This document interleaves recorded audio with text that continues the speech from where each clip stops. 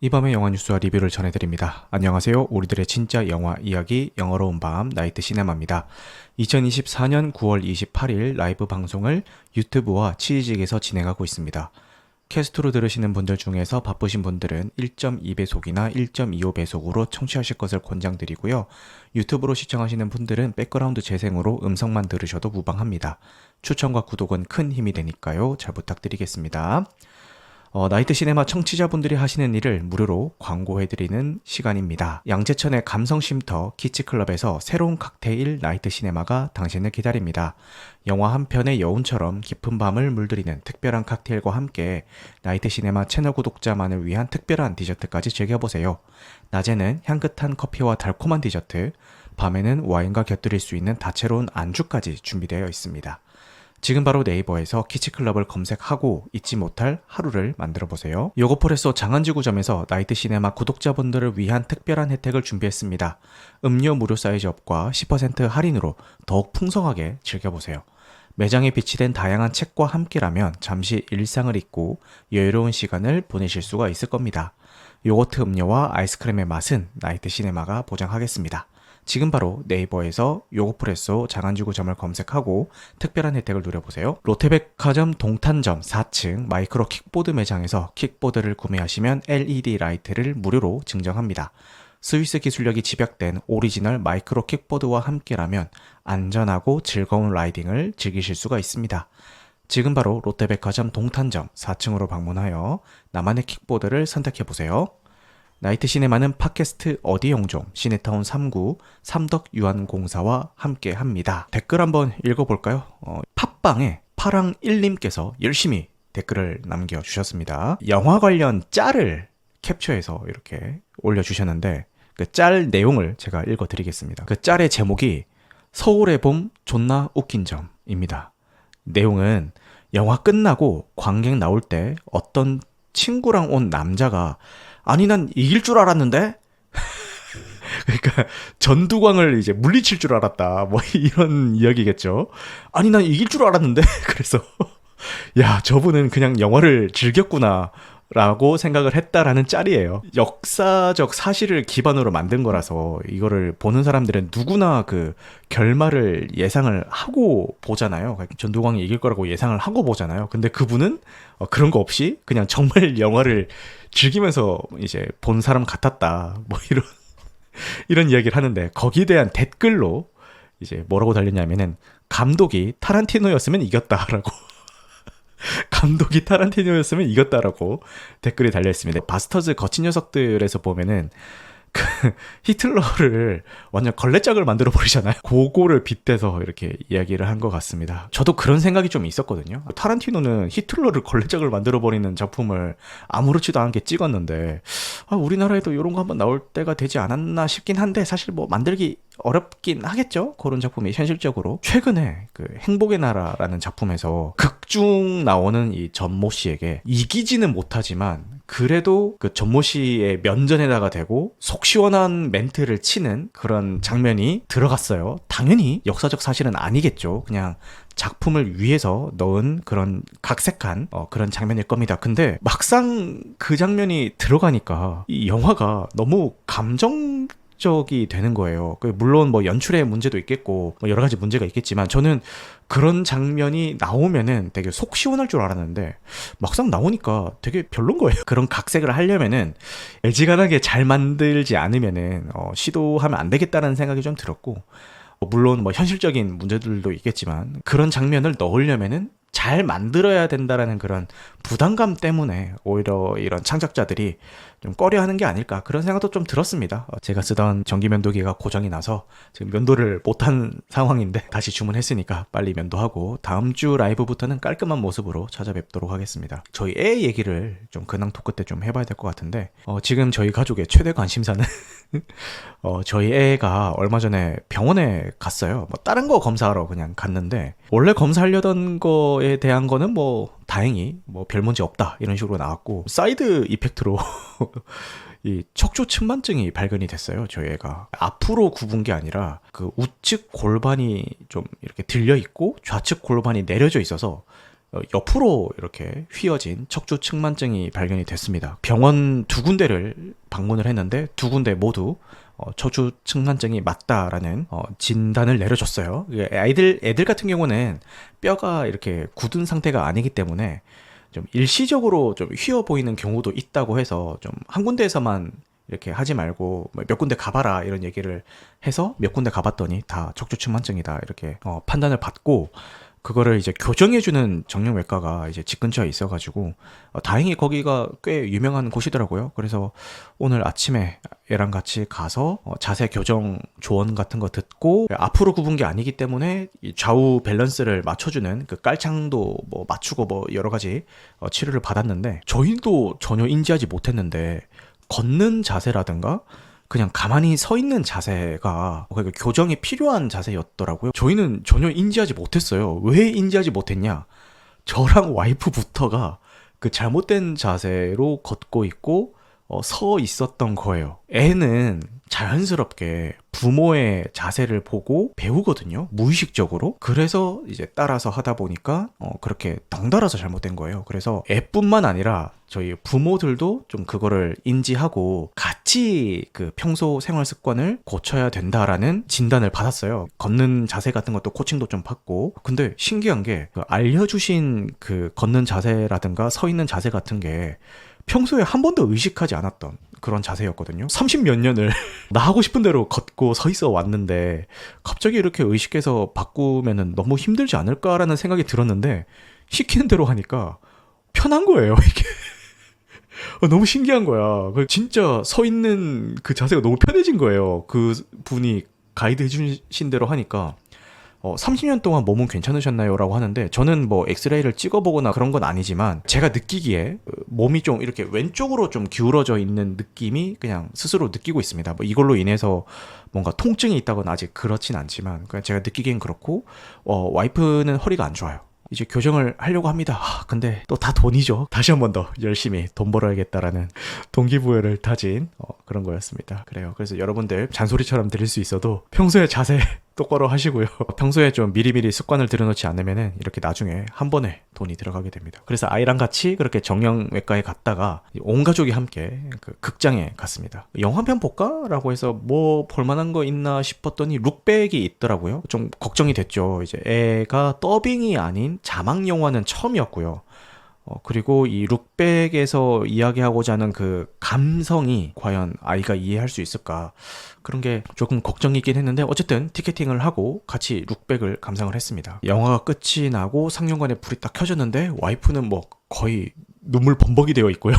애도 재밌게 봤다고 얘기를 하더라고요. 우리 애가 벌써 커가지고 이렇게 자막 영화도 충분히 다 이해하면서 볼 수 있는 그런 나이가 됐구나라는 거를 이제 느꼈습니다. 최근에 뭐 OTT로 보더라도 한국어 더빙을 지원하지 않는 작품들 같은 경우에 같이 보기가 조금 망설여졌는데 이제는 자막 영화도 같이 볼 수 있게 됐다라는 거에 좀 기뻤고요. 영화 보고 와서 집 근처에 있는 카페에 갔어요. 뭐 밤 공기도 서늘하고 하길래 산책도 할 겸 집 근처에 있는 카페에 가서 뭐 오늘 본 영화 어땠어? 뭐 이런 저런 얘기를 했는데, 전반적인 맥락은 다 이해를 했는데 그 룩백 마지막에 보면은 뭐 스포일러라서 이야기는 안 하겠습니다만 그 문틈을 통해서 교감하는 장면이 한번 나와요. 뭐 요렇게만 얘기하겠습니다. 근데 그 장면에 대해서 좀 이해를 못 했더라고요. 그래서 그 장면은 뭐 이래서 이렇고 저런 거야 라고 설명을 해줬더니 그제서야 그런 거였어? 라고 하면서 설명을 해주니까 또 이해를 하더라고요. 영화를 보고 집으로 돌아오는 차 안에서 제가 룩백 리뷰했던 그 영상을 차 안에서 틀었어요. 사실 오디오만 들어도 되는 그런 영상이니까 저희 와이프가 몇 분 듣더니 도저히 못 듣겠다고. 그러니까 뭐 내용이 별로고 이런 게 아니라 제가 설명하듯이 이야기를 하니까 똑똑한 척 하는 거 도저히 못 듣겠어 이러면서 막 오글거린다고 못 듣겠다고 막 얘기를 하더라고요. 룩백도 봤으면은 로봇드림도 같이 한번 봐볼까라고 생각을 했는데, 로봇드림도 전체 관람 가고 로봇드림은 대사가 없어요. 로봇드림도 같이 볼 수 있지 않나라고 생각을 했지만 생각해보니까 이 로봇드림에서 전하고자 하는 그 정서를 다 이해를 하려면은 그 이별에 대한 그 감정에 대한 공감대가 있어야 되는데 저희 애는 아직까지 뭐 그런지는 않아서 좀 시간이 지난 뒤에 같이 한번 볼 생각입니다. 그래서 오늘 룩백 다시 한번 봤는데 또 봐도 또 뭉클하더라고요. 너무 좋은 작품인 것 같다라는 생각이 들고, 요 정도면은 뭐 블루레이나 DVD 같은 거 출시하면은 충분히 소장하고 싶다라는 생각이 드는 그런 작품이었던 것 같습니다. 아직 못 보신 분들은 아직도 메가박스에 룩백 상영 회차가 많이 걸려 있거든요. 한번 보셨으면 좋겠습니다. 자, 그러면은 바로 메인 컨텐츠로 들어가도록 하겠습니다. 먼저 나이트 시네마 신규 컨텐츠입니다. 네, 지난주에 방송했던 거 편집해서 업로드를 했고요. 무도실무관 요것만 따로 클립을 따서 올렸습니다.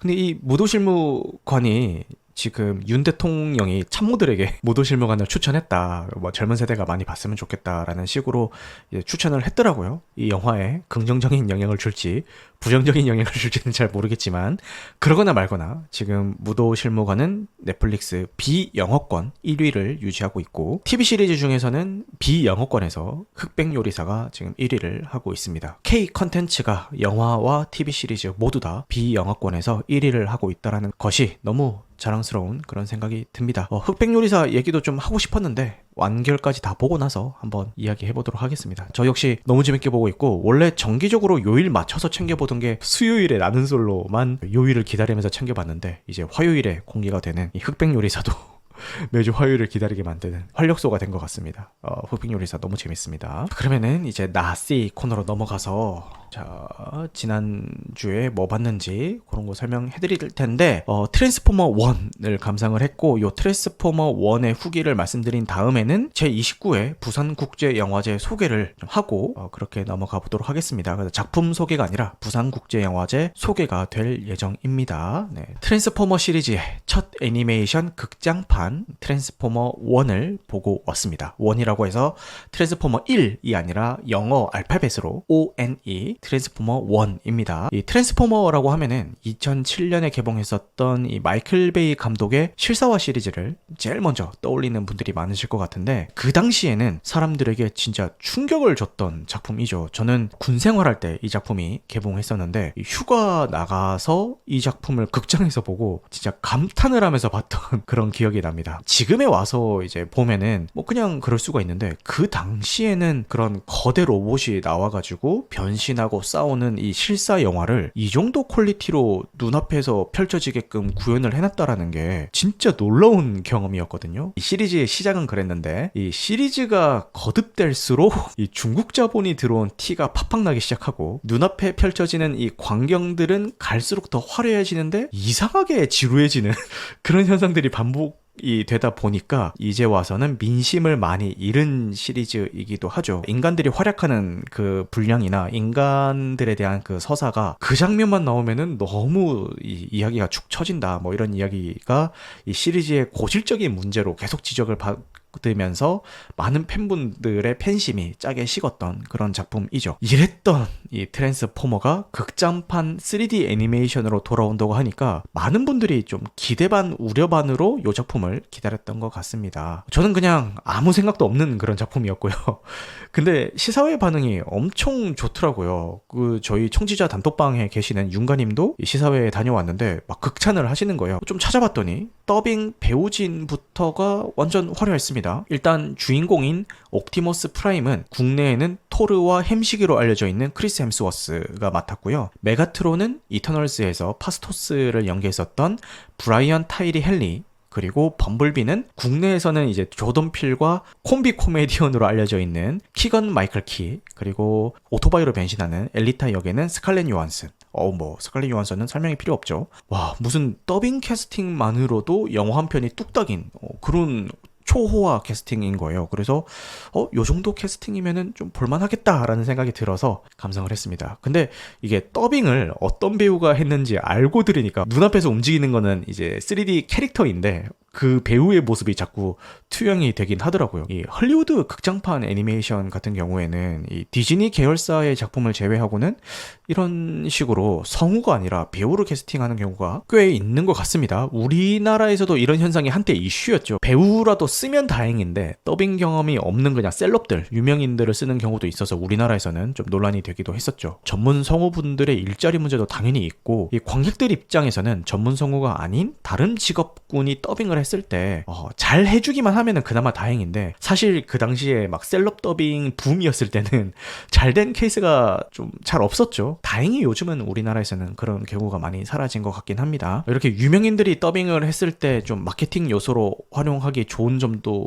있기 때문에 뭐 그런 경우가 생기는 것 같긴 한데, 솔직한 제 심정은 더빙 연기를 잘만 해준다면은 그게 뭐 성우가 하든 배우가 하든 사실 크게 신경이 안 쓰이긴 하거든요. 그 대부분의 대중들은 저랑 뭐 비슷한 생각일 것 같긴 합니다. 셀럽 더빙이 유행이었을 때는 더빙 퀄리티가 떨어지니까 이제 그게 문제의식이 좀 생겼던 거고, 근데 잘만 해주면은 뭐 그게 배우든 성우든 크게 막 신경 쓰면서 보고 막 그러는 타입은 아니에요. 저는 그렇습니다. 이번 작품에서도 배우들이 더빙을 하긴 했지만 제 기준에서는 큰 이질감 없이 요 캐릭터성에 맞게 작업이 잘 된 것 같아서 보면서 뭐 크게 이질감이 든다거나 그런 거는 없었습니다. 제 감상의 결론을 말씀을 드리자면은 뭐 볼만했습니다. 근데 이야기가 전개되는 중반부까지는 사실 조금 지루한 감이 좀 있고요. 이 주인공 일행이 능력을 얻고 본격적인 액션이 나오는 중반 이후부터는 꽤 볼만해집니다. 이 중반부를 기점으로 전후 분위기가 다르니까 뭐 평균치로 보자면은 볼만했다, 이 정도로 정리하는 게 좋을 것 같습니다. 이 작품은 이제 저희가 알고 있는 옵티머스 프라임과 메가트론이 각자의 진영의 리더가 되기 전의 이야기를 다루고 있습니다. 이 실사화 영화에서는 이미 리더가 된 후의 이야기부터 다루기 시작을 했잖아요. 근데 요 3D 애니메이션의 같은 경우는 그 이전의 이야기를 다루고 있습니다. 원래 이 옵티머스 프라임과 메가트론은 막역한 사이였는데 이 둘이 어쩌다가 대립관계까지 이르렀는지에 대한 그 뒷이야기를 듣는 기분이라서 요 이야기의 큰 줄기는 꽤 흥미롭게 봤던 것 같아요. 옵티머스 프라임과 메가트론으로 각성하기 전에 그냥 일반 오토봇일 때의 이름은 좀 다른데, 이 옵티머스 프라임 같은 경우는 오리온 팩스라는 이름으로 불리고 메가트론은 D16이라고 불립니다. 근데 지금부터는 편의상 그냥 옵티머스 프라임과 메가트론이라고 쭉 이야기를 하겠습니다. 일단 이 둘은 꽤 친한 친구예요. 뭐 서로 어려울 때 도와주고 뭐 서로의 취향을 알고 뭐 소소한 선물도 주고받고 뭐 이런 사이입니다. 그리고 변신 능력이 없는 오토봇이에요. 그래서 이 행성에서는 변신 능력이 없는 로봇은 광물을 캐는 노동자 계급입니다. 그런데 이 옵티머스 프라임은 현실에 안주하면 안 된다, 우리는 더 나은 삶을 살 수 있다라고 주장을 하면서 그들이 살고 있는 행성인 사이버트론을 다시 과거에 풍족했던 세상으로 바꿀 수 있다고 믿는 그런 캐릭터이고, 메가트론은 괜한 짓 하다가 오히려 현실이 나빠지기만 한다, 이상한 짓 하지 말고 그냥 현실에 충실하면서 살자라는 생각을 가진 그런 캐릭터예요. 뭐 따지고 들자면은 옵티머스 프라임이 좀 진보 성향이고 메가트론이 보수 성향이 되겠죠.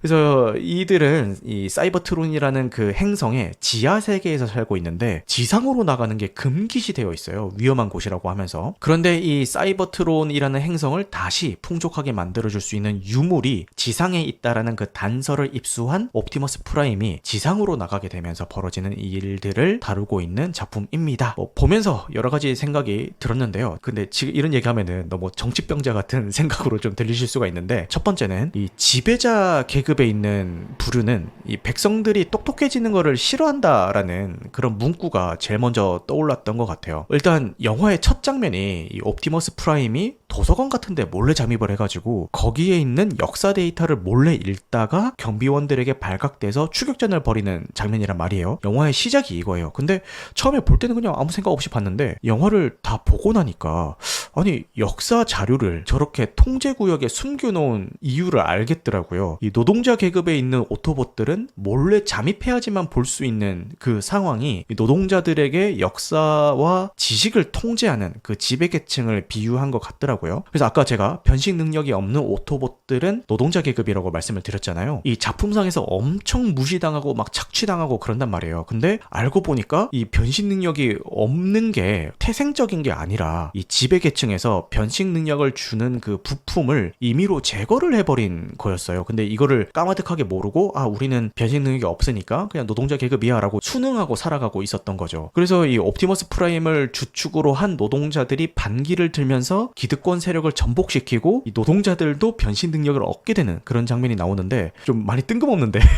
세종대왕이 생각이 났습니다. 세종대왕이 생각이 났습니다. 왜냐면은 이 백성들이 글을 몰라서 배우기 쉬운 한글을 만들었다라는 이야기가 있잖아요. 근데 그 당시에 신하들의 반대가 굉장히 심했다라고 하더라고요. 이 백성들이 똑똑하면은 통제하기 힘들어진다라는 이유로 반대가 심했다라고 알고 있습니다. 이 변신 능력을 주는 부품들이 노동자들에게 장착이 되면서 이 각자 업그레이드가 되는 그 장면에서 이 한글을 깨우친 백성들의 모습이 떠오르면서 세종대왕이 생각이 났습니다. 너무 뜬금없죠? 근데 뭐 생각이 나더라고요. 이 노동자들이 지위 상승의 희망을 품지 못하도록 이 지배계층들이 가스라이팅하는 장면도 좀 인상적이었는데, 이 미디어 매체를 통해서 희망을 선동하기도 하고요. 너희들은 할 수 있어 라는 식으로 선동하기도 하고, 근데 할 수 있다라는 게 너희들도 신분 상승을 할 수 있다 이게 아니라 노동자 계급 안에서 열심히 할 수 있어 라는 식으로 이 희망을 선동하죠. 희망의 방향이 지위 상승 쪽으로 오지 않도록 다른 쪽으로 희망의 방향을 틀어버리면서 이제 선동하는 거죠. 그리고 주기적으로 레이싱 경주 같은 스포츠 경기를 열어서 이목을 좀 돌리기도 하고요. 이 레이싱 경기에 노동자 계급으로는 처음으로 이 옵티머스 프라임과 메가트론이 참여하게 되는데, 간발의 차로 우승을 못하긴 하지만 그래도 꽤 멋진 경기력을 선보여준단 말이에요. 그래서 이 옵티머스 프라임은 자기가 이 레이싱 경기에 노동자 계급으로는 처음 참여를 해서 멋진 모습을 보여줌으로 해서 우리 노동자 계급도 해낼 수 있다 라는 그 희망을 노동자들에게 보여주기를 원한 건데, 이 지배계층은 옵티머스 프라임을 잘했어, 열심히 잘했어 라고 칭찬을 하면서도 그 사례를 너희들도 이제 잘할 수 있어 이게 아니라 더 열심히 노동할 수 있는 동기부여의 수단으로 쓰려고 하죠. 그래서 이런 요소들이 꽤 현실적으로 좀 다가오더라고요. 왜냐면은 저희들도 이제 저희가 의식하지 못하는 사이에 현실에서도 충분히 일어나고 있는 이 사다리 차기의 그런 느낌적인 느낌이랄까요? 그런 느낌이 좀 들었습니다. 그리고 옵티머스 프라임이랑 메가트론이 능력을 얻고 각성한 후의 모습도 좀 흥미로웠는데, 메가트론은 그동안 본인이 지지했던 지배계층이 알고 보니까 본인의 사회적인 지위를 유지하기 위해서 거짓말과 가스라이팅을 일삼고 있었다라는 것을 알게 된 후에 삐뚤어지죠. 그리고 삐뚤어지는 걸 넘어서가지고 불필요한 희생은 이제 필요 없다라고 주장하는 옵티머스 프라임을 배신까지 해버립니다. 그래서 이걸 보면서 든 생각이, 이 권력과 같은 힘은 주어져 봐야 그 사람의 본성을 알 수 있다라는 말이 좀 생각이 났어요. 이제 군대나 직장에서도 마찬가지죠. 군대에서 계급이 낮을 때는 티도 안 났던 사람이 뭐 상병 꺾고 고참이 되면은 돌변하는 경우도 있고, 회사에서도 평사원일 때는 몰랐던 사람인데 감투를 쓰니까 좀 돌변하는 경우도 있고, 이 자리가 사람을 만든다라는 그 이야기가 뭐 좋은 사례로 이야기가 될 때도 있지만 안 좋은 사례로 이야기되는 케이스도 뭐 굉장히 많이 있죠. 여기서는 좋은 사례가 옵티머스 프라임이 될 것 같고, 안 좋은 사례가 메가트론이 될 것 같습니다. 이 트랜스포머라는 요 제목이 변신하는 자들이라는 의미가 아무래도 제일 강하겠지만, 여기서 보여주는 이 옵티머스 프라임이나 메가트론의 모습을 통해서 이 혁명가라는 그런 느낌으로도 쓰였다라는 생각이 들었습니다. 이 작품을 보면서 좀 들었던 생각들을 제가 좀 심각하게 이야기를 했는데, 사실 심각하게 보셔야 되는 작품은 전혀 아니고요. 그냥 가볍고 경쾌하게만 보셔도 충분한 작품입니다. 제가 여기서 언급은 안 했지만 여기 나오는 범블비가 쉴 틈 없이 떠들거든요. 그래서 막 빵빵 터지는 정도의 개그까지는 아니지만 저거 좀 귀엽네, 이 정도의 개그 타율은 되는 것 같아요.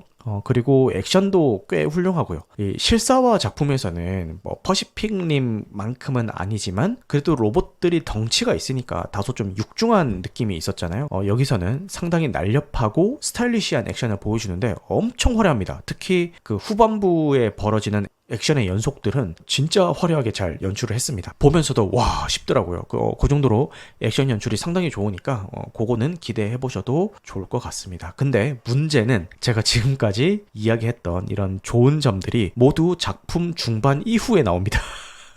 그래서 이 주인공 일행이 힘을 얻기 전까지는 다소 좀 지루한 느낌이 좀 있고요. 그래서 이런 부분 때문에 호불호가 조금은 나뉠 수도 있을 것 같다, 그런 생각이 들었습니다. 그래도 중반 이후는 재밌으니까 라는 그 생각으로 중반까지의 그 지루함은 좀 잊어버린 저 같은 사람도 있을 거고, 아니 그래도 중반까지는 너무 힘들었어 라는 그 기억만 남기고 극장을 나오는 분들도 계실 것 같아요. 설사 이 작품이 불호일지라도 최근에 나온 실사와 트랜스포머 시리즈보다는 훨씬 좋은 작품이라는 거는 다들 동의를 하실 것 같으니까요. 이 실사화 작품과는 다른 이야기이긴 하지만 프랜차이즈의 부활의 신호탄 같은 역할은 충분히 잘 해줬다라고 생각이 되는 작품이니까 요 작품 트랜스포머 기존 시리즈의 팬분이시라면은 무조건 챙겨봐야 되는 그런 작품이 아닌가라는 생각이 듭니다.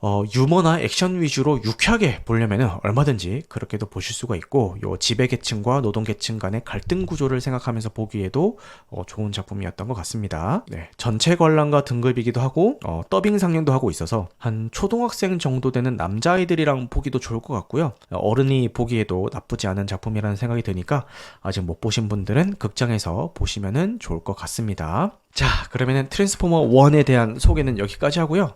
네, 제 29회 부산국제영화제 소개를 좀 해보도록 하겠습니다. 영화뉴스는 짧게 여러 가지 토픽들을 다루는데, 요 부산국제영화제 같은 경우는 한 토픽에 대한 정보 전달을 길게 다루는 거는 저 처음이라서 이게 들으시는 분들이 어떻게 받아들여실지는 모르겠지만 그래도 한번 해보도록 하겠습니다. 아예 이게 뭔지 모른다라는 그런 사람들을 대상으로 이야기하는 걸로 제가 컨셉을 잡고 설명을 해보겠습니다. 오늘은 특별히 제29회 부산국제영화제에 대해서 소개하고 함께 알아보는 시간을 가져보도록 하겠습니다.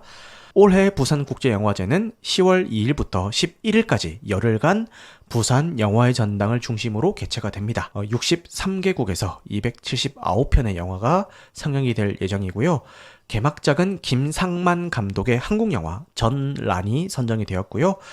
개막식 사회는 박보영 배우와 안재홍 배우가 맡아서 진행할 예정입니다. 폐막작은 에릭 쿠 감독의 판타지 드라마 영혼의 여행이 선정이 되었습니다. 언급된 작품들에 대한 소개는 이따가 따로 드리도록 할게요. 그리고 올해는 특별히 고 이선균 배우를 기리는 In Memory of 이선균 프로그램이 마련이 됐고요. 여기에 대해서도 뒤에 좀 더 자세히 설명드리도록 하겠습니다. 그리고 한국 영화 공로상에도 요 고 이선균 배우가 선정이 되었습니다. 부산국제영화제는 단순히 영화를 감상하는 자리를 넘어서서 영화 산업의 현재와 미래를 조망하고 새로운 재능을 발굴하는 중요한 장이 될 예정이니까요. 많이들 관심을 가졌으면 좋겠습니다. 근데 이렇게 중요한 제29회 부산국제영화제가 예산 삭감의 문제로 좀 어려움을 겪고 있습니다. 이게 정부의 긴축 재정 기조에 따라서 영화진흥위원회에서 국내외 영화제 육성 지원 산업 예산이 대폭 삭감이 되었기 때문인데요. 올해 영화제 지원 예산은 지난해 52억 5,900만 원에서 25억 1,900만 원으로 무려 52%가 삭감이 되었습니다. 요 예산은 전국 40여 개의 영화제가 나눠받아야 될 금액인데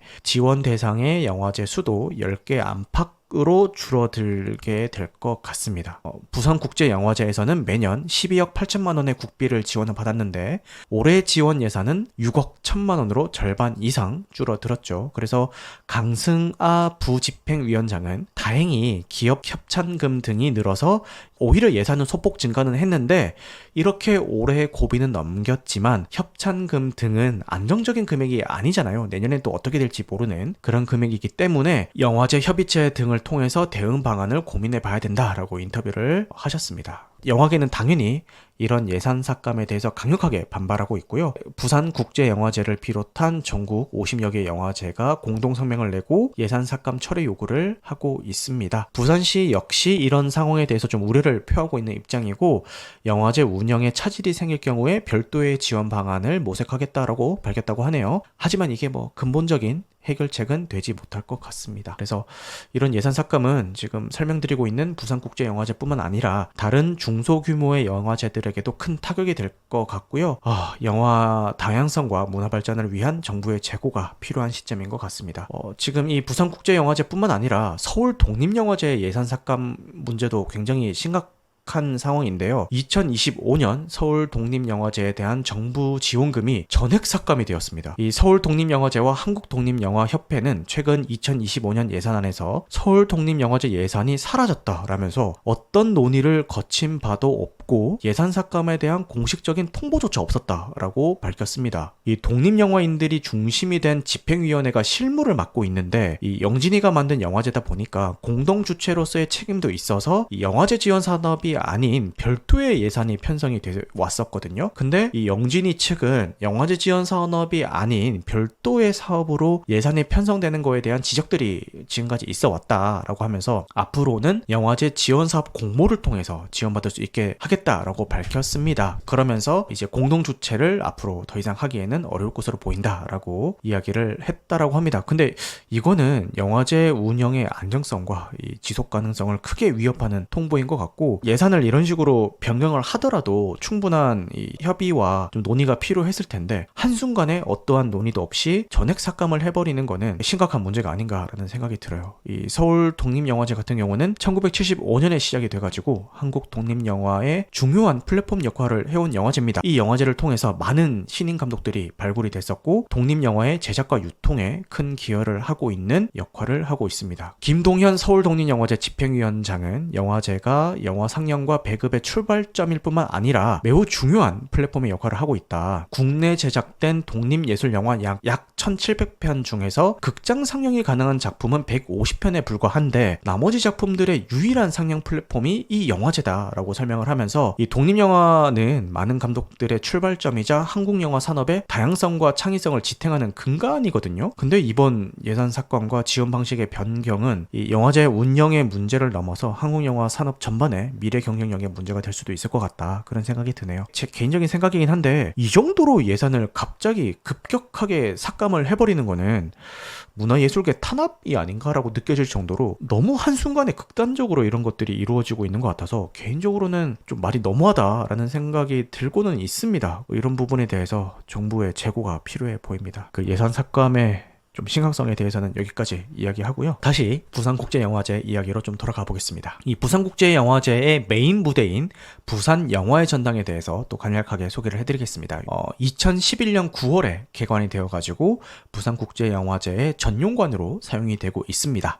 이 160m가 넘는 거대한 캔틸레버 지붕이 특징인데 밤마다 모션 라이팅으로 빛나면서 부산의 랜드마크가 되었다고 하네요. 총 6개의 상영관이 있고 영화 상영뿐만 아니라 다양한 공연도 열리고 있다고 합니다. 영화제 기간이 아닐 때도 다양한 영화를 상영하고 있으니까 부산을 방문하신다면은 요 영화의 전당에도 방문하셔서 영화도 한 편 보시고 이 독특한 건축물도 구경해 보시는 게 어떨까 싶습니다. 이 부국제 역사에 대해서 또 잠깐 간략하게 알아보고 가겠습니다. 1996년에 한국 최초의 국제영화제로 이 부산국제영화제가 시작이 됐고요.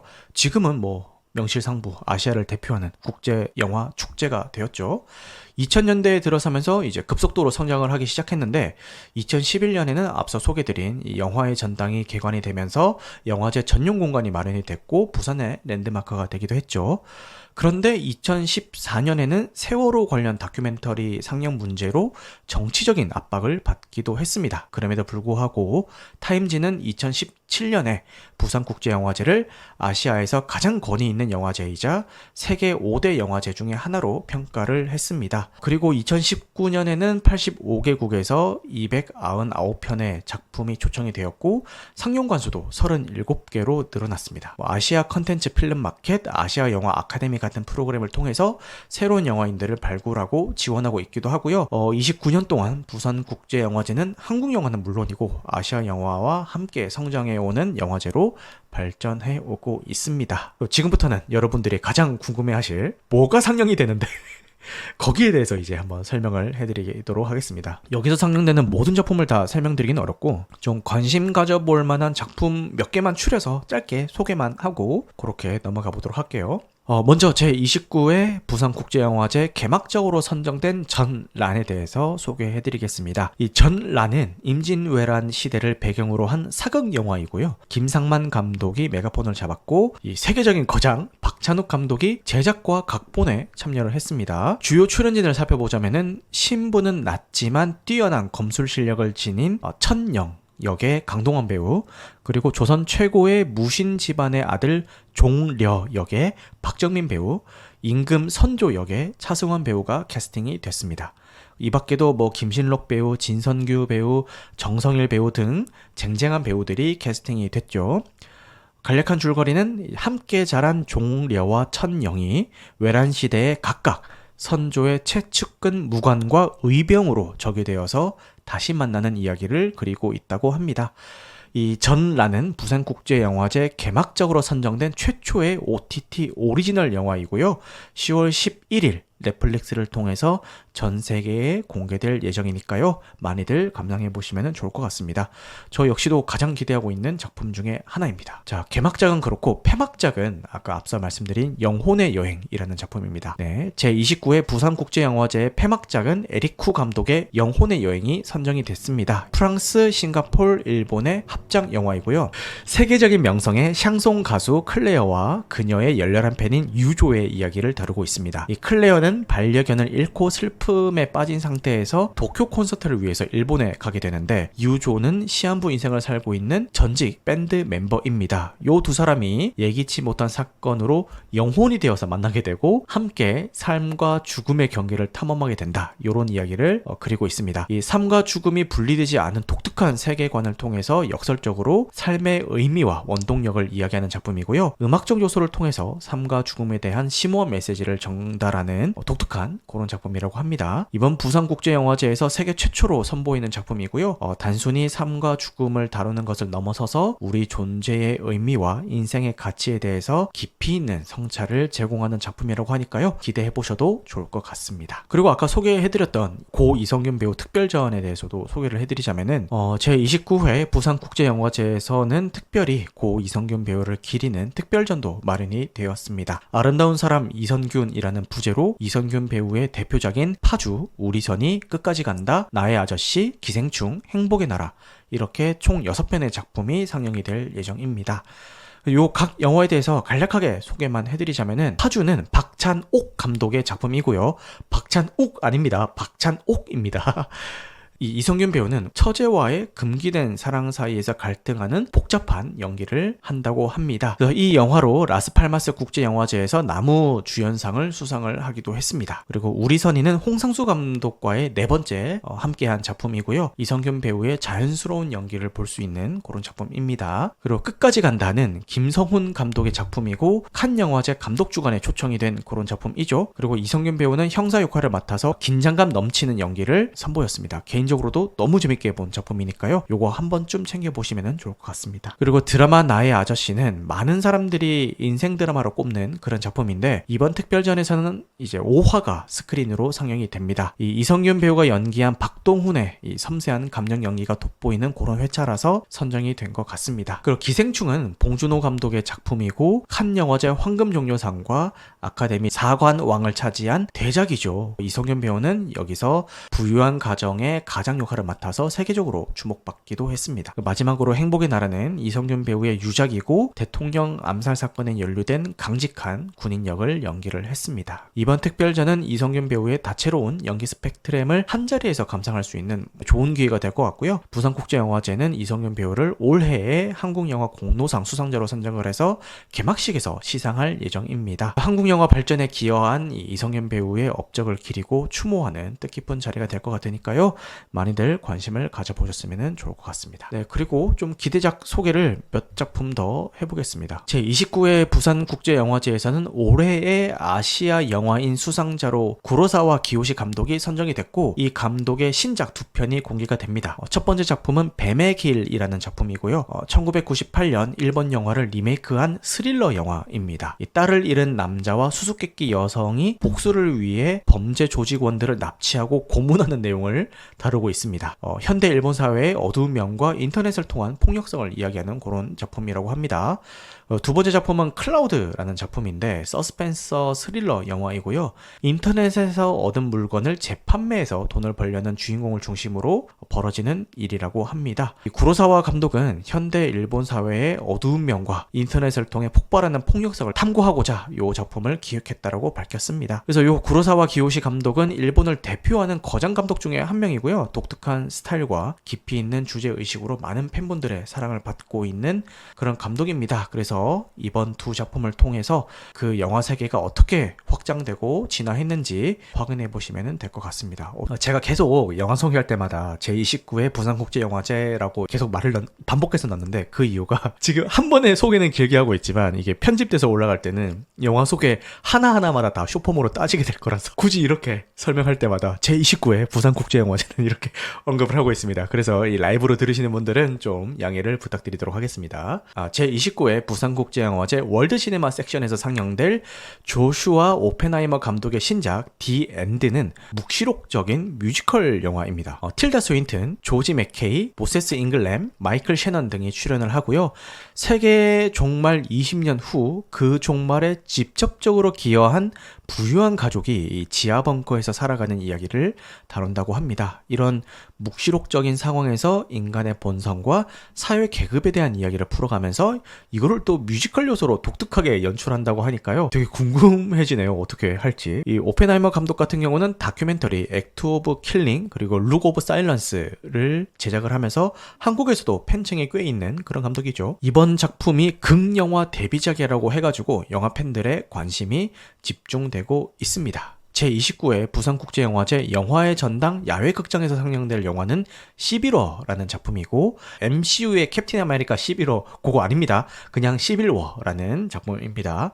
장르는 디스토피아 스릴러이고요. 미국의 근미래를 배경으로 두 번째 내전이 발발한 그런 상황을 그리고 있습니다. 그래서 3선에 성공한 권위적인 대통령이 이끄는 중앙정부와 반군 사이의 갈등이 이 영화의 주 배경이 될 것 같고요. 이 주인공인 포토 저널리스트 리 스미스를 중심으로 이야기가 전개가 되고 커스틴 더스트, 와그너 모우라, 케일리 스페니 등 유명 배우들이 캐스팅이 됐습니다. 이미 북미에서는 개봉을 했는데 A24 영화사 역사상 최고의 개봉 첫 주말 수익을 기록을 했고요. 이 현대 미국 사회의 분열과 갈등을 날카롭게 그려냈다라는 평을 받고 있습니다. 이렇게 이번 제29회 부산국제영화제에 대한 소개와 상영작들에 대해서 알아봤는데요.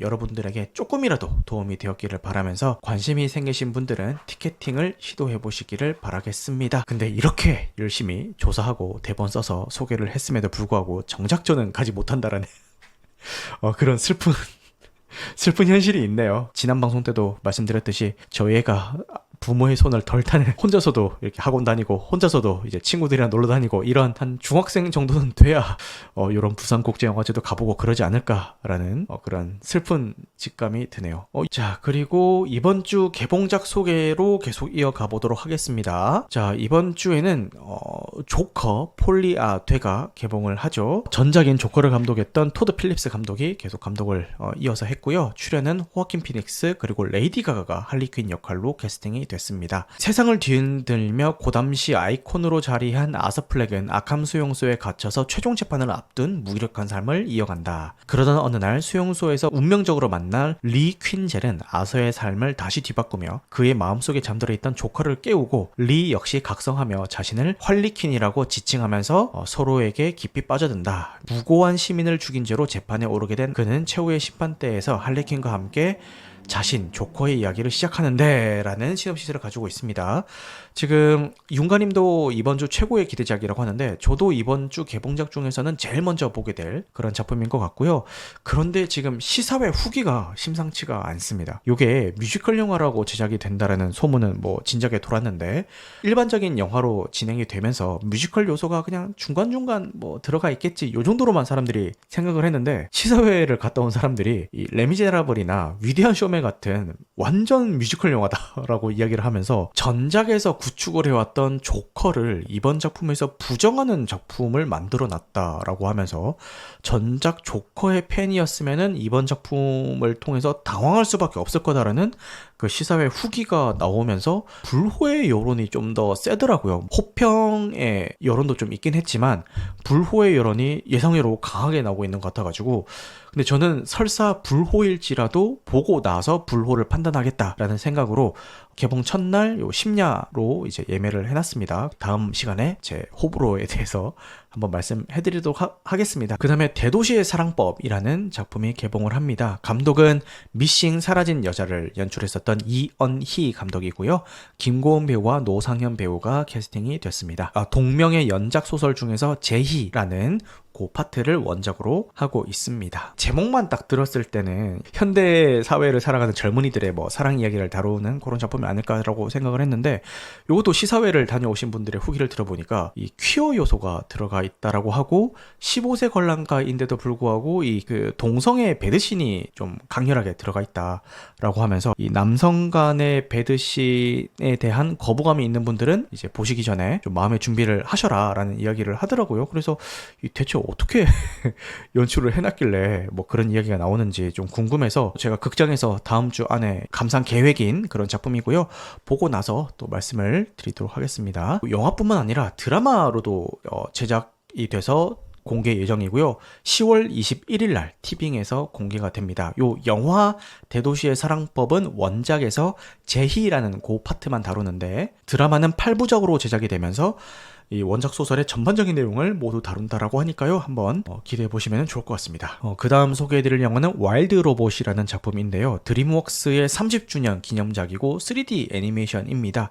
요건 역시 동명의 소설을 원작으로 하고 있습니다. 우연한 사고로 거대한 야생에 불시착한 로봇 로즈는 주변 동물들의 행동을 배우며 낯선 환경 속에 적응해 가던 중 사고로 세상에 홀로 남겨진 아기 기러기 브라이트빌의 보호자가 된다. 로즈는 입력되어 있지 않은 새로운 역할과 관계에 낯선 감정을 마주하고 겨울이 오기 전에 남쪽으로 떠나야 하는 브라이트빌을 위해 동물들의 도움을 받아 이주를 위한 생존 기술을 가르쳐준다. 그러나 선정적으로 몸집이 작은 브라이트빌은 짧은 비행도 힘겨워하는데 과연 로봇 로즈와 아기 기러기 브라이트빌은 특별한 기적을 일으킬 수가 있을까라는 요 시놉시스를 가지고 있습니다. 다음 주에 저희가 휴일이 이틀 껴있잖아요. 화요일과 목요일이 휴일인데 요 이틀 중에 하루는 저희 애랑 같이 가서 좀 감상을 해볼까 싶은 그런 작품입니다. 마침 오늘 이제 룩백을 보러 갔을 때 이 와일드 로봇의 이 홍보 간판 같은 게 이렇게 극장 앞에 서 있더라고요. 저희 애한테 얘기를 했죠. 무조건 나랑 같이 보게 될 거야 라고. 왜냐하면은 요게 약간 꼼수인데 낮 시간대에 혼자 영화를 보러 간다고 하면은 상당히 눈치가 보이거든요. 근데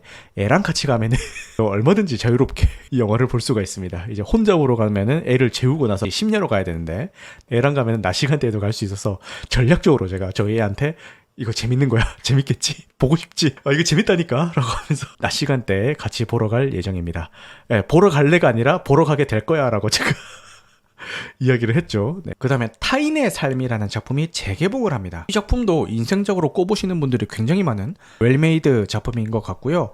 시놉시스는 베를린 장벽이 무너지기 5년 전 나라와 자신의 신념을 맹목적으로 고수하던 냉혈 인간 비밀 경찰 비즐러는 동독 최고의 극작가 드라이만과 그의 애인이자 인기 여배우 크리스탈을 감시하는 중대 인물을 만난다. 그러나 시간이 지날수록 드라이만을 체포할 만한 단서는 찾을 수가 없고 그러던 중 뜻밖의 사실을 발견하게 되는데 라는 시놉시스를 가지고 있습니다. 요거 인생적으로 꼽으시는 분들이 굉장히 많으시던데 요게 재개봉한 김에 많이들 보셨으면 좋겠고 저 역시 감상 예정인 그런 작품입니다. 그 다음에 영화 뉴스 간략하게 소개하고 오늘 이 시간 마무리해 보도록 하겠습니다. 류승환 감독이 베테랑 3에 대한 인터뷰를 했습니다.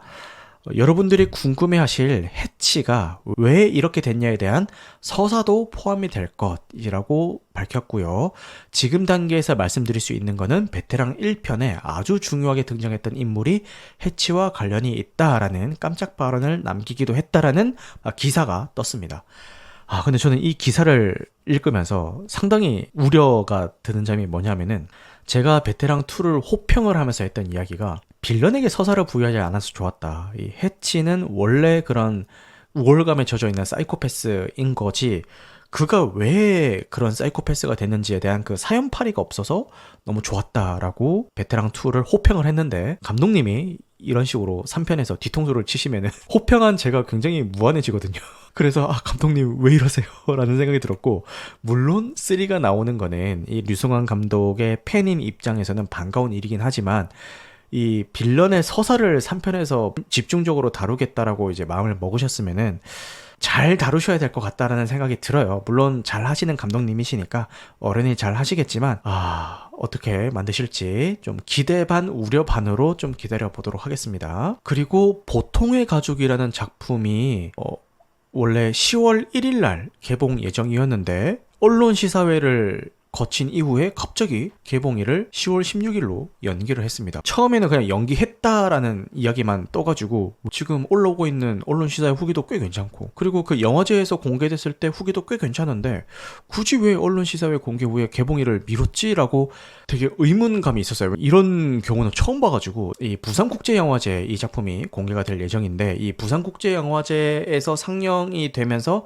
이제 추가적인 입소문 효과도 노리고, 그리고 개봉 3주차에 있는 이 문화의 날이 있어가지고 이 10월 16일로 이제 미루게 됐다라고 이제 후속 보도 자료가 떴더라고요. 근데 개인적으로 좋은 마케팅 전략인지는 잘 모르겠습니다. 어쨌든 개봉일이 밀렸다고 하니까 참고하시면 좋을 것 같습니다. 자, 그 다음에 너무 속 시원한 그런 기사가 있어서 소개를 해드리겠습니다. 영화 관련 유튜브 채널들을 보면은 결말 포함 요약 영상들을 다루는 채널들이 굉장히 많죠. 드라마 시리즈나 영화를 무단으로 요약하고 편집한 영상을 패스트 무비라고 지칭을 하는데, 이 패스트 무비를 대상으로 국내 첫 고소 사례가 나왔습니다. 대부분은 저작권을 가지고 있는 방송사나 영화 제작사 배급사의 허락 없이 원본 컨텐츠를 편집하고 요약해서 올리는 게 대다수죠. 물론 공식적으로 영상 소스를 제공받아서 의뢰를 받아서 제작하는 채널도 있습니다. 대형 유튜브 채널들은 그렇게 진행을 하지만 대다수의 채널들은 그렇지 않습니다. 당연히 문제고요. 이거를 자기 멋대로 편집해서 유튜브에 올리는 것도 문제고, 공식적으로 영상 소스를 제공을 받지 않았다면은 그 영상 소스를 어디서 구하겠어요? 높은 확률로 토렌트와 같은 그런 불법 다운로드로 구할 겁니다. 그럼 그 과정도 당연히 문제겠죠. 이러나 저러나 문제투성이라고 생각되는 그런 채널이었는데, 그 채널을 대상으로 한 국내 첫 고소 사례가 나왔고요. 앞으로도 이런 사례가 많이 늘어나기를 바라겠습니다. 개인적으로는 썸네일만 봐도 분노가 치밀어 오르는 진짜 바퀴벌레 같은 그런 존재들이라고 생각이 들고요. 이 컨텐츠라고 칭하기도 아까울 정도의 좀 강하게 이야기하자면 그냥 쓰레기라는 생각이 듭니다. 빨리 이런 채널들이 뿌리 뽑혔으면 좋겠습니다. 이게 저작권이라는 게 눈에 보이지 않기 때문에 이런 식으로 쉽게 이야기되기 마련인데, 이거를 물질적인 걸로 치환해서 생각을 해보면 바로 딱 와닿거든요. 토렌트에서 다운받아서 봤어. 이런 이야기는 일상 속에서도 자연스럽게 이런 대화가 오갑니다. 모든 플랫폼에 있는 컨텐츠를 다 스트리밍 해주는 사이트를 찾았는데 그 공유해줄게 라고 하면은 전부 다 막 우와 라고 하면서 막 이런 고마워 그 사이트 어디야? 라고 하면서 일상 속에서도 자연스럽게 이야기를 하죠. 이거를 다른 걸로 치환해 보면은 바로 이해가 쉽습니다. 예를 들어서 지인이 입고 있는 이 옷 그냥 돈 주고 사기 좀 아깝고 그래서 어디 백화점 가서 훔쳤어. 이렇게 이야기하면 좀 미친 새끼인가? 이런 생각을 하잖아요. 근데 유독 이 드라마나 영화와 같은 그런 영상 컨텐츠들은 나 그거 토렌트에서 받았고 이런 이야기들을 자연스럽게 한단 말이에요. 문제의식을 가질 필요가 있다라는 생각이 들고요. 이런 패스트무비 채널들 빨리 뿌리 뽑히기를 바라겠습니다. 그리고 오늘 마지막 영화 뉴스는 영화 해리포터 시리즈에서 맥고나걸 교수를 연기한 영국의 베테랑 배우 매기 스미스가 향년 89세로 세상을 떠났습니다. 삼가 고인의 명복을 빌고요. 하늘나라에서도 편안하게 지내실 것을 바라겠습니다. 오늘 준비한 내용은 여기까지고요. 오늘 영화에 대한 감상에 대한 이야기보다는 부산국제영화제에 대해서 이제 준비한 좀 스크립트를 읽는 형식의 분량이 좀 많아서 들으시는 분들은 어떠셨을지 모르겠지만 조금이라도 도움이 되셨기를 바라겠습니다. 그래서 여러분들 늦은 시간까지 함께 해주셔서 감사하고요.